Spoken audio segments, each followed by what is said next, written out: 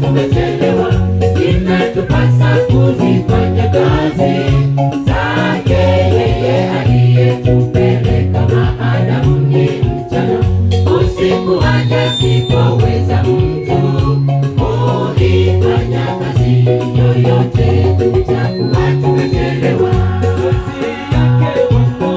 Sisi ndio tumepewa tuifanye kwa nguvu zote.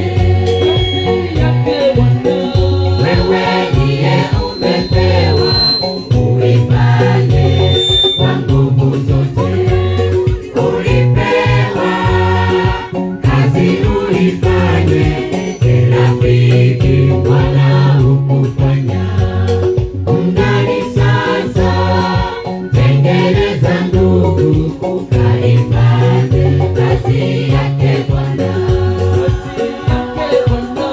Sisi ndio tumepewa